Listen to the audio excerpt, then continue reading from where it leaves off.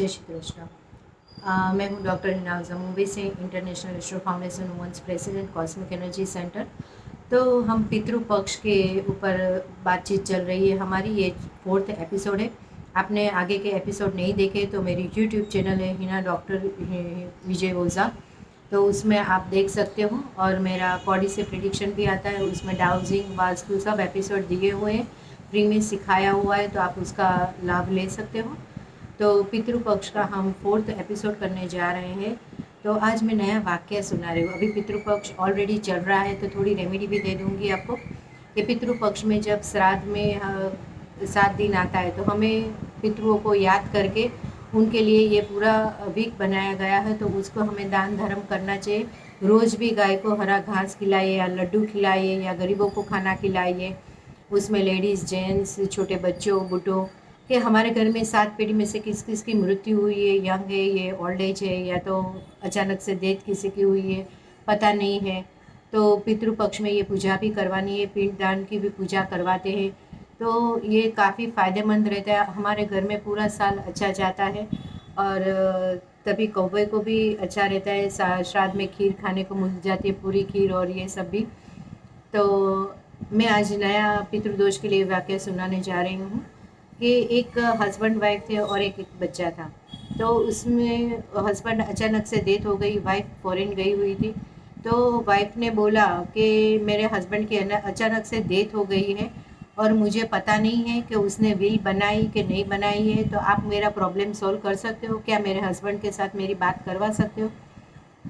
तो मैंने बोला हाँ, आपके हस्बैंड, आपके जो भी क्वेश्चन है वो हमें बता दीजिए, हम आपके हस्बैंड के साथ बात करेंगे और फिर उनको बता देंगे। तो उनकी वाइफ के बॉडी के अंदर ही हमने हस्बैंड को बुलाया।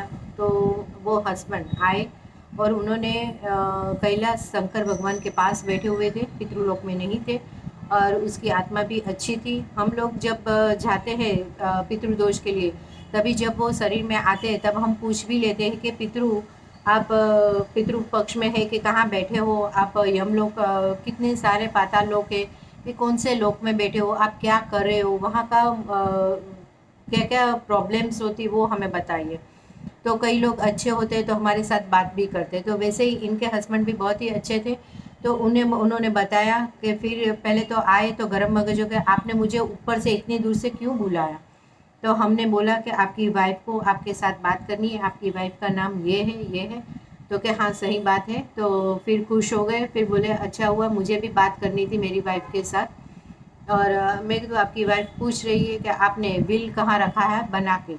तो कि बहुत ही अच्छा हुआ कि मैंने मेरे बेडरूम के वहाँ पे लोखंड के कबाड़ के अंदर एकदम ऊपर के सेल्फ के ऊपर मैंने व्हील रखी हुई है, और इसीलिए मैं घर में यहाँ से वहाँ भटक रहा हूँ, क्योंकि उसको बेचारी को कुछ पता नहीं है मेरी वाइफ को, तो इसलिए उसको पता चले कि यहाँ पे व्हील रखा हुआ है।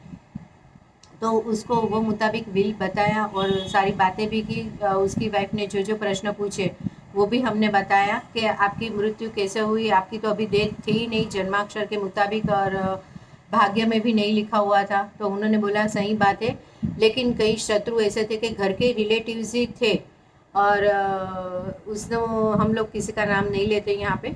तो उन्होंने ही मेरा ऐसा खाने में कुछ दे दिया और मेरी अचानक से डेथ हो गई। इसीलिए मुझे ये सारा, हम हस्बैंड वाइफ मिल भी नहीं सके और हमारी कुछ बातें भी रह गई और आपका द्वारा हो गए। तो यहाँ पे जितने भी खड़े हैं, मेरी आंख भले बंद हो फिर भी मुझे पता है कि रूम के अंदर 8 से 10 जन खड़े हैं और सब लोग मेरी बातें भी सुन रहे हैं, और किसी को, सबको अच्छा लगा मुझे सबसे मिलके।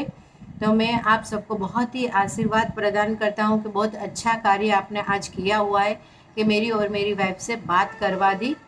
तो ऐसे ही पितृदोष होते हैं तो पितृ की इच्छाएं हम पूरी कर देते हैं और वो आके हमें आशीर्वाद प्रदान करते हैं।